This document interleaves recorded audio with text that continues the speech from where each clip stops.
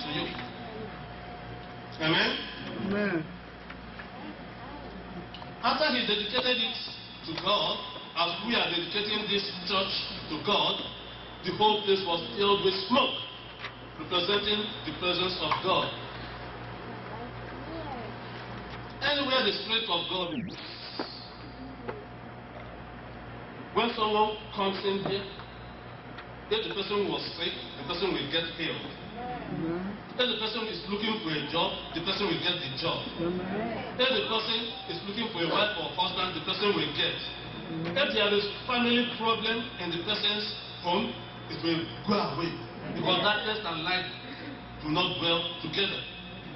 As we have called the name of God, as we have said unto him, and it went up to him as we speak smelling aroma, that's our own incense.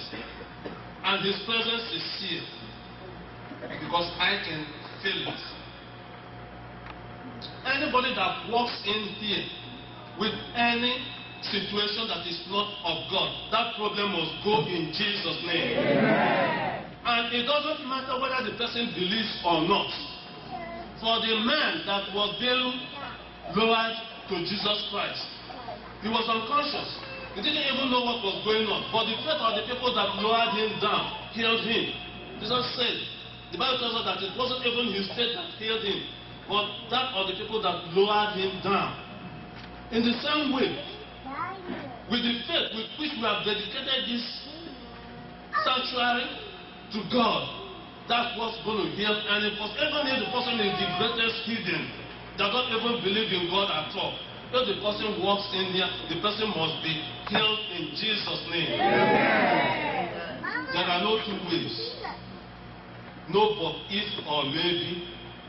And because I have decreed it as an oracle of God, and because your pastor has called you on his behalf, to stand on his behalf, and because God has anointed me for this purpose, in his authority, I have declared it, whether the devil likes it or not. Anybody that walks in here with any problem, that problem must be solved in Jesus' name. Whether the person likes it or not, it must be solved in Jesus' name. And if the person has problem with it, or the world has problem with it, let them take it to God. It is settled. So I seal it in the blood of Jesus, and it is manifesting right now in Jesus' name. As we dedicate this church, anybody that is looking for the blessing of the womb, child, because I'm specific when I say blessing of the womb, child, as we dedicate this church to God, we are dedicating that womb to God. Any hand that is not of God that has been tampering with that hand, today we cut it off in Jesus' name.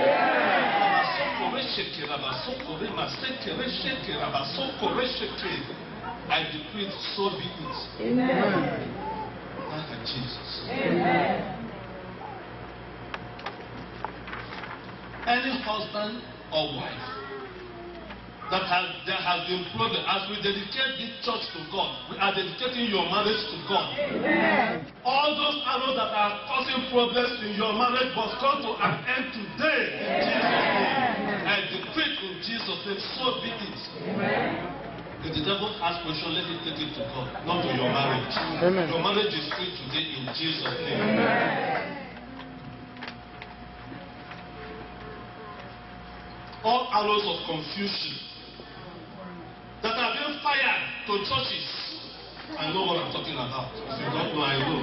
Because I'm a pastoral evangelist. I go to churches. And as a pastoral evangelist, I see things. I see things. I do what? I see things. Not just things, but things. Any arrow that is being fired to the name of this church in any form of shape, we put the mirror of God there, back to sender, as it goes from place back. The church must prosper in Jesus' name. Amen. As we dedicate it to God, it is in the hand of God as from today. And right from the time it was established, we all know it's in the hand of God, but we rededicate it into the hand of God. And it will continue to prosper in the mighty name of our Lord Jesus Christ of Nazareth.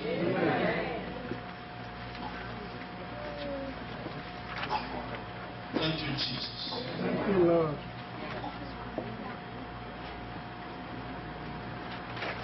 Heavenly Father, I thank you. Thank you, Lord. For bringing people from the north, south, east, and west to come and worship you. Touch every heart to come and worship you, O Lord. We cannot dedicate an empty building unto you, my Father Jehovah. As we dedicate it unto your able hands, O Lord, those that you have touched, O Lord, for it is written that nobody comes to you unless your spirit quicken them. Come and quicken them in the mighty name of the Lord Jesus Christ. Thank you, Lord. Thank you, Jesus. Direct their footsteps, O Lord. Amen. In Jesus' name. Amen. So the king of Tyre and David became friends. And Solomon and the king of Tyre also they became friends because of building. As we have dedicated this church to God, both the government and the whole state will become friends of the church in Jesus' name. Amen. In the second reading that we read, we saw two people building houses. Just as in the first one, two people built houses.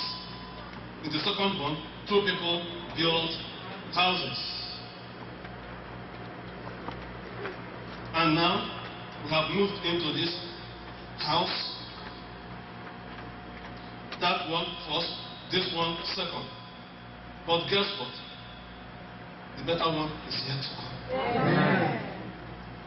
Because what we have read, it said that they built, not that they moved in. Therefore, we shall build in Jesus' name. Amen. We shall build in Jesus' name. Amen. We shall build in Jesus' name. Amen. We shall build in Jesus' name. Amen. And guess what? I'm going to be part of it. Amen.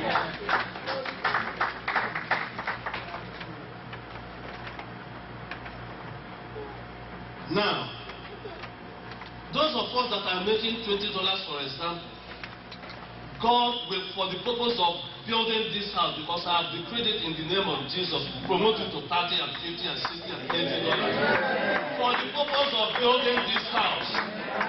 Listen to me now, listen good. Because when I hear from God, I say it the way it is. And when you step out from it, it will be your own fault. Because every God of God's blessing comes with something behind it. Not cause, but something that if you stay by it, you get it. If you move away from it, it moves away from you. Because it says, seek God where he could be found. When that promotion comes, and the promotion is already here, and you decide not to do that for which it was given, it will go. And I will use the physical example because when I do it spiritually, you might not understand me. In the bush, I grew up as a farmer myself, back home in the village. Because I go back home in the village to help my granddad, even though I lived in Lagos. And people will be wondering, where I got blessings from that. When you pull up a straw, your intention was to pull up just the straw. Guess what? Every other weed around it does what? Come up with it. So also in the spiritual realm. When this blessing comes and you refuse to use it for that, for which it was given, when it pulls up, take out the rest from the proverb I just gave. Everything around it. Amen? Amen. So, if you don't want to be part of it, when it comes, don't take it. Amen? Because if you take it, you must give it to the things of God. Amen? Amen. Truth is bitter. Yet, I don't sugarcoat the words of God because I wouldn't carry the problem myself. I will give it out the way I hear it so that when the time comes, you wouldn't say, no, he's the one that is led of. God, I told him or her the way you said it. If they use it their own way, that's their own problem. Okay. Two people decided to build. They had the same decision to build houses. They had the same plans to build houses. However, when it came to the final decision of manifesting their plans, it differed. It differed. One built on a solid rock and a solid ground. The other built on a sand. The one that built on a solid rock spent more money to dig, spent more money to get equipment, spent more time to dig. That's the harder way. The one that built on the sand, it took him just few seconds to dig and to build the house. Here comes the test, which is what? The wind. When the wind came, we all know what will happen. The one that was built on solid rock stood the test, but the one that was built on sand fell down flat. So is it in our lives today. When we want easy come, when the wind blows, it's going to be what? Easy go. Amen? When people, let me use myself as a little digression. There was a time my sister called me and said, everybody is sending money to buy aeroplane, quote unquote aeroplane, in their village. And you're just spending money, quote unquote, to buy a car. This is just quote unquote. I told her that you don't know what A and B is doing because she mentioned some names.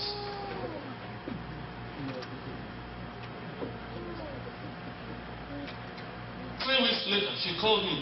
Did you know that XYZ that I told you about? I said, he's in jail there in America. I said, really? He said, yeah. I said, oh, what did he do? They carried XYZ and they caught him. I said, oh, so now he stopped building aeroplane in the village.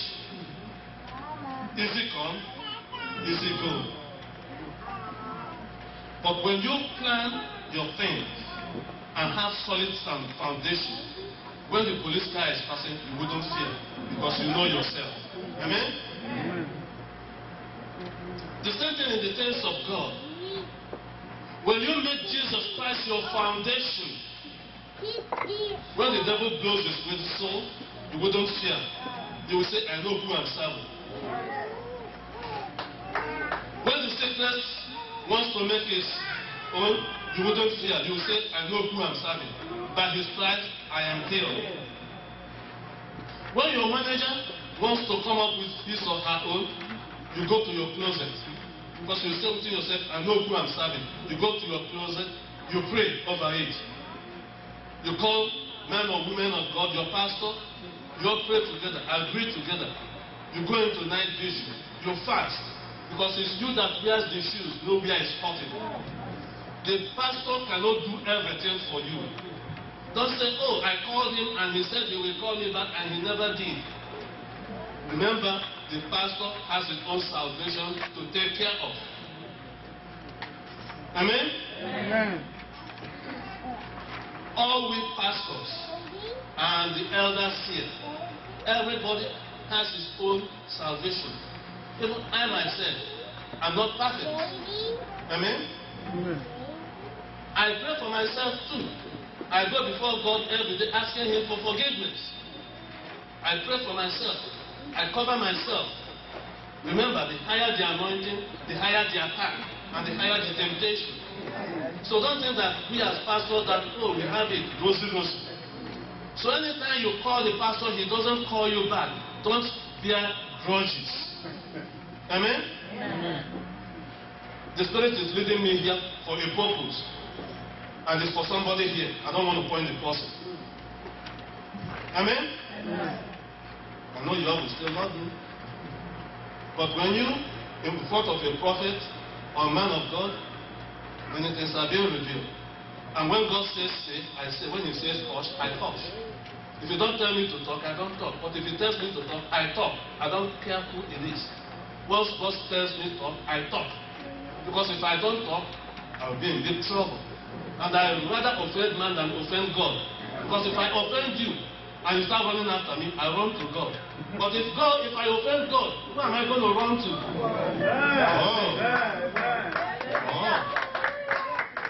Therefore, I rather listen to God than to human beings. I love my wife very well, but I rather listen to God than to her. Oh yes, so.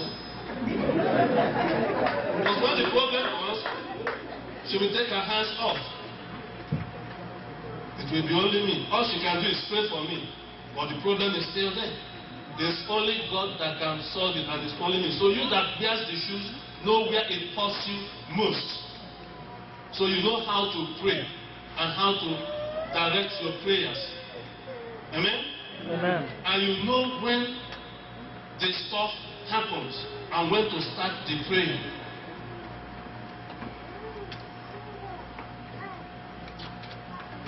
Yeah, this is church dedication. But sometimes when God diverts us to something, we have to, address it. For we cannot just dedicate church to God and the church is shaking. We don't want that. We want to dedicate something that is stable to God. So that once it moves, it goes up and nothing can stop it. But once it's shaking, God might even tell you, go and fix it first before bringing it to me. Amen? That's why I ask us, let us first confess our sins to Him. Because my people say, and I stand by it. I don't play a masquerade that you are pushing at the back. I say, oh yeah, go. You'll be looking. Then go. You'll be looking. I don't play that. I'm always, the sooner I go, I stay back. If I want to do it, I do it right. If I don't want to do it, I let it go. It's just that simple. Amen? Amen. So these two people, they had the same mind to build houses for God. But what affected the final outcome of the houses is not the wind.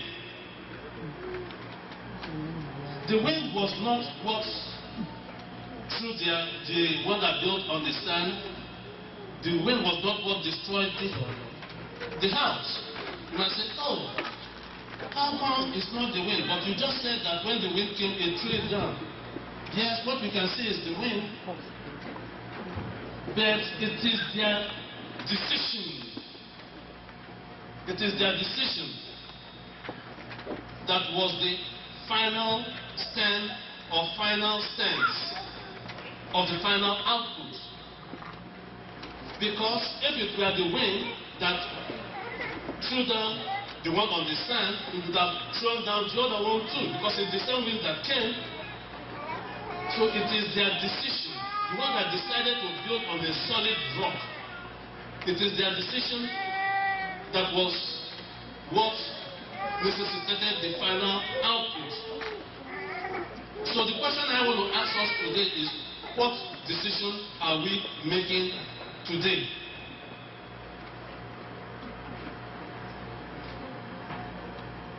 Are we deciding on the things of God, or are we deciding on the things of the world? We cannot serve Mammon and God. God says that He does not like lukewarmness. You either warm or cold. You cannot be in between. The book of Revelation says that you would rather spit them out. So we are either for God or for the darkness. We have to choose where we belong. And I trust that we all have chosen to belong to God. That's why we are here.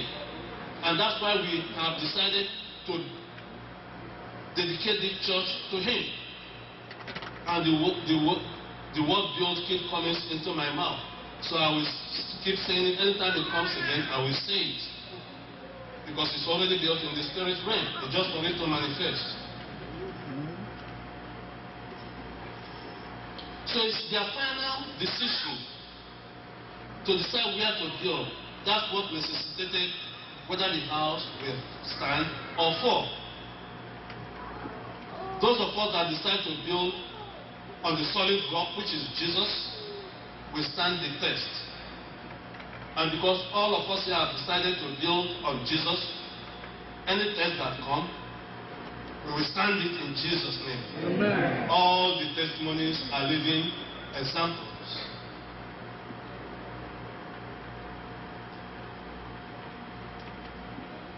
There was a man named Hezekiah. Some of us know him, some of us don't. His father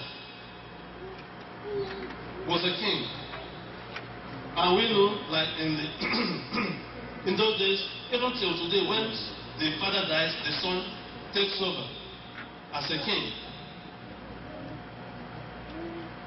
The first King Hezekiah, I will just call him King Hezekiah the first. When he came into power, what did he do? He went and shut down all the temples of God. When he shut them all down, he turned all the Judeans, the people of Judah, to start worshiping Baal. And God was upset with him. But God didn't strike him down because God normally gives long rope. The Americans put it this way, give him enough rope to hang himself. So God was just giving him long rope. However, his son, when he died, his son took over. I call him Hezekiah the second. He took over.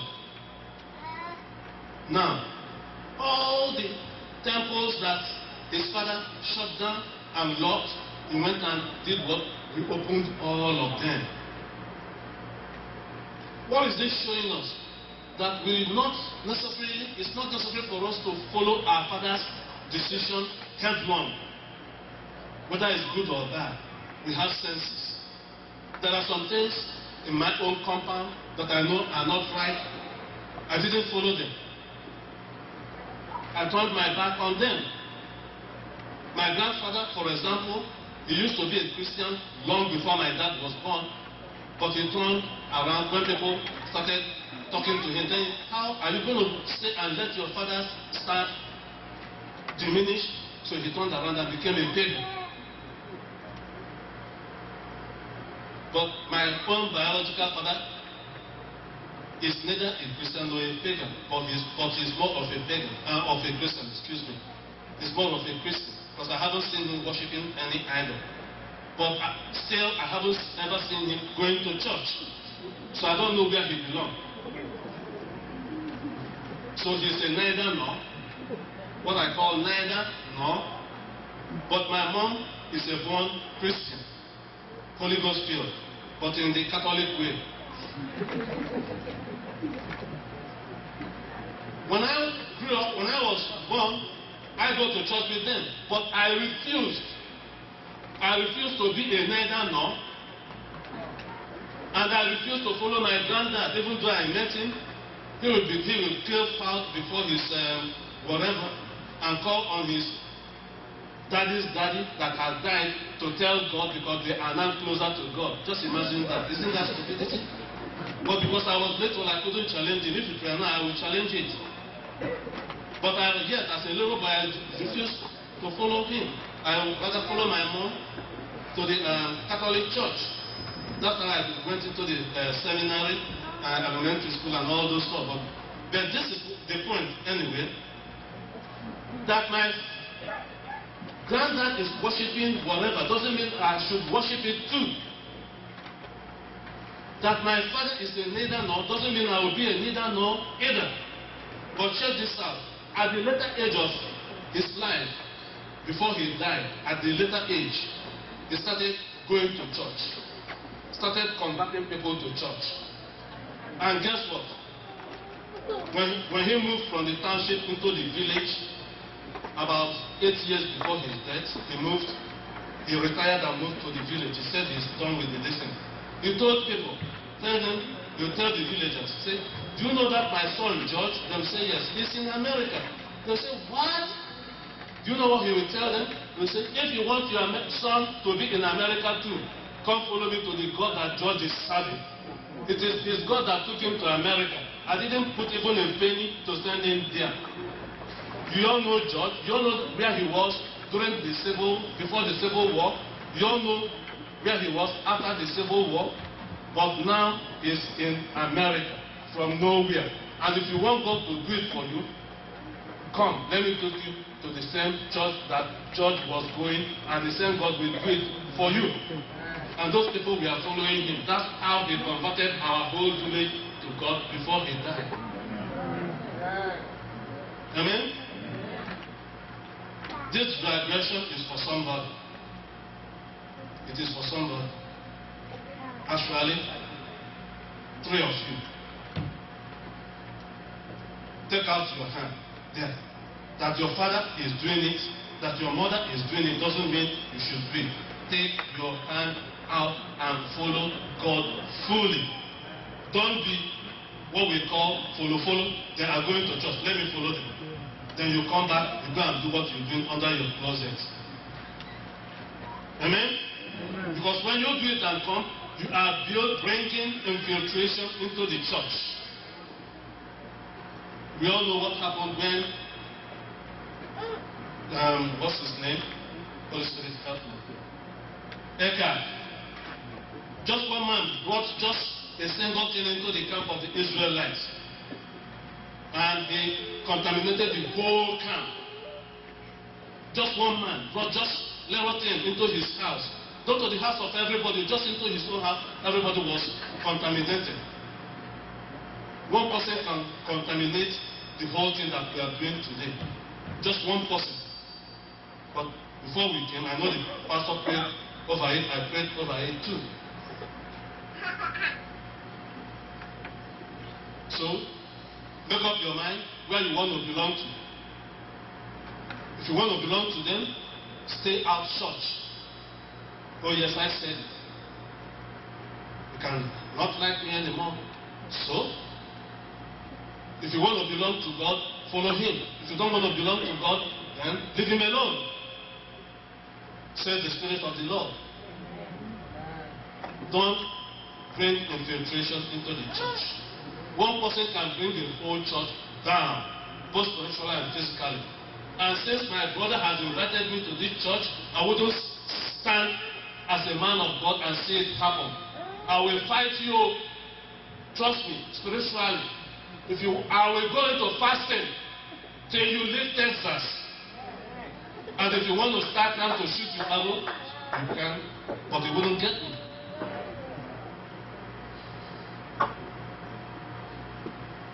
Okay, this is what we call holy anger. Because I hate to see the things of God come down while the things of the world are going up. Why? Why? When must the world prosper and the church go down? It angers me when I see it happen. Amen? Let's cry for Jesus. So when King Hezekiah built the church reopened the church of God, he rededicated it to God. As we are dedicating this church to God today. And that became a covenant between him and God. I want to ask us today, do we have covenant with God? Because your covenant that you have with him is what you're going to tap into when the problem comes. The prayer that you are praying today is what you're going to tap into when the problem comes. There might be a time you wouldn't have the chance to pray. All you got to do is tap into the prayer that you've already prayed. Why do you think Jesus prayed for 40 days and fasted for 40 days? It's for the purpose of his ministration. That's why it took 30 years to prepare for ministration that took him only 3 years. You can just imagine 30 years to prepare for something that he knew. He knew himself that it was just going to take him 3 years, but he prepared for it 30 years. So that when the time comes, he just taps into it. He goes on to the mountain for 2 hours, tap into it, it comes down. Fear 45. Anytime he feels low in the spirit, he goes there again. Even though he himself is God personified, he goes there again, tap into it, it comes down. So the prayer that you are praying, the one that you are doing today especially, that you are dedicating this church, because this is a special occasion, you are giving a new thing to God. You might just say, no, this is just an ordinary church that we're just doing to God. To you it's an ordinary. But to the host of angels, it's something special, it's something new, something special. Therefore, any request you have to make from God, if you make it today, if God does not answer you, check all the writings in your book and see where there is a comma. Remove that comma so that God will answer. Because any prayer that we offer today, God answers it. Because we are dedicating something new to Him. And it's not by accident. When King Hezekiah fell sick, you see,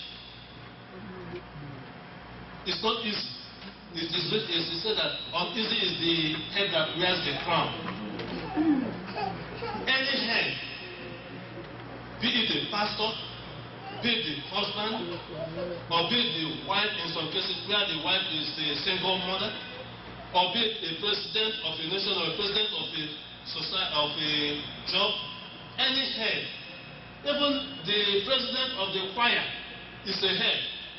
The women fellowship, the men fellowship, the leader is a head. Any head is a target for the enemy. And once the person gets a high anointing, even if it's a drop anointing from where he was before, Lucifer himself will send a higher army to go and meet the person.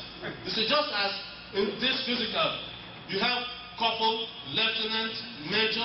In the spiritual realm is the same. They all have their ranks. From M, the lowest is M. From M to Lucifer. Lucifer is the highest. The lowest is M. Amen? Amen. I'm going to the, but you all excuse me, but I have to do it in order to bring certain things out. But this is the issue. Hezekiah, when he got sick, the enemy put the sickness on him because of all the good things he has done for God, because he is the head now.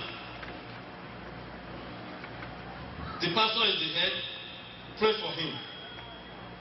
All the ministers, pray for them, because the head is always the target of the enemy.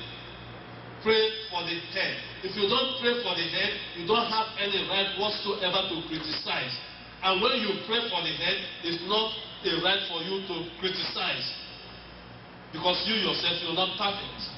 Pray for the head at all times. Amen? Amen. King Hezekiah, when he became ill, God sent Nathan to him. The same Nathan that God sent to David when he did something, he sent it to King Hezekiah to tell him to straight his house straight because his days are numbered. Modern translation, write your will, and the things you can share them, because you're going to die. Hezekiah looked to the right, looked to the left, he said, wow, if I go to human being, they're going to fail me. Because that of human being comes and go. If I keep praying now, people will distract me. So what did he do? He faced the wall. so that nothing will distract him. Just as today, there are some denominations that close their eyes when they pray. Amen? Amen. Me, sometimes I close my eyes, sometimes I open it, depending on who I'm praying for. Amen?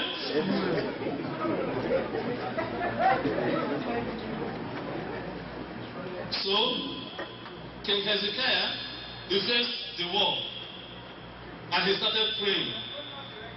Praying. Before Nathan could go to the door, God sent him back again to King Hezekiah. You see, God's word is here and in it. He never changes his mind. But if you are special to him, he will change his mind for your behalf in Jesus' name. Amen. And anything that the enemy has written against you, against this church, God has already changed it for good in Jesus' name. Amen. The blood of Jesus is already working for all of you in Jesus' name, including myself. Amen. And King Hezekiah, when he faced the wall and prayed, what happened? Nathan, that God sent back to him, told him that he will be healed and everything will be okay. Why? Because he did what? He dedicated the church to God and everything that is in it to God. As we are dedicating the church to God today, He will continue to answer our prayers. Those of us that are sick, He will continue to heal us. Every closed door will be opened, and He will continue to answer our prayers in the mighty name of our Lord Jesus Christ of Nazareth. And the church say,